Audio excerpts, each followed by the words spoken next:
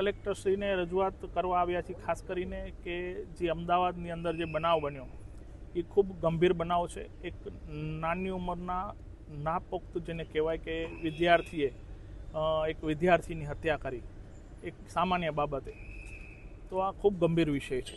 એના માટે ગૃહમંત્રીને, શિક્ષણ મંત્રીને અને મુખ્યમંત્રીને રજૂઆત સાથે અમે જણાવીએ છીએ કે ભાઈ શિક્ષણમાં એક ખાસ વિદ્યાર્થીઓની બેગ જે છે એ તપાસ થવી જોઈએ, જેથી આવા બનાવો રોકી શકવાના એક પ્રયત્ન સામાન્ય કરી શકાય। સ્કૂલની અંદર સીસીટીવી ફરજિયાત છે, તો ગાર્ડ બહાર હોવા જોઈએ। જે 1 કલાક સુધી છોકરો બહાર તડપતો રહ્યો તો એ જો સિક્યોરિટી ગાર્ડ બહાર હોત, સીસીટીવી હોત બહાર રોડના ઉપર, તો ઘણો ફેર પડત અને જેથી 1 કલાકમાં છોકરાનો જીવ પણ બચી જાત।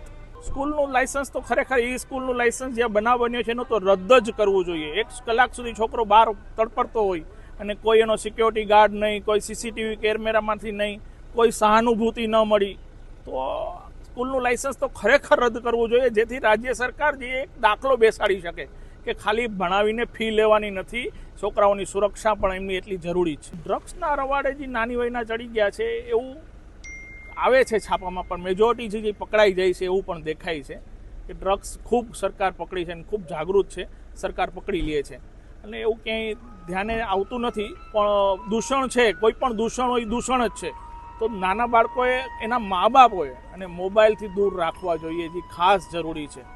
જે હર નશાની જે જરૂર છે એ આપણને નથી, એ એક થોડુંક જોવું જોઈએ, મા બાપોની પણ ફરજ પડે છે સાથે। જીમી અડવાણી અને સિંધી સમાજ રાજકોટના અગ્રણી તરીકે આજે અમે લોકો બધા સાથે મળી અને અમદાવાદમાં ગઈકાલે જે અઘટિત ઘટના બની એના વિરોધમાં સમગ્ર સમાજના અગ્રણીઓ ભેગા થઈ અને કલેક્ટર સાહેબને વિસ્તૃત આવેદનપત્ર આપી અને રજૂઆત કરવા આવ્યા છીએ કે જે શિક્ષણના ઓળા હેઠળ આવા અસામાજિક તત્વો ફૂલી રહ્યા છે અને એક નિર્દોષ બાળકની ઘાતી હત્યા સ્કૂલના કમ્પાઉન્ડમાં જ થઈ ગઈ છે, એની સામે કડકમાં પકડ લઈ અને આગામી સમયે આવા બનાવ ન બનાવે એવી અમારી માંગણી છે। એના માટે અત્યારે સૌરાષ્ટ્રના તમામ સિંધી સમાજના અગ્રણીઓ સંપર્કમાં છે અને આજે આવેદનપત્ર આપી અને એની રજૂઆત કરવાના છે અને ભવિષ્યમાં મિટિંગો કરી અને આગામી રણનીતિ નક્કી કરવામાં આવશે।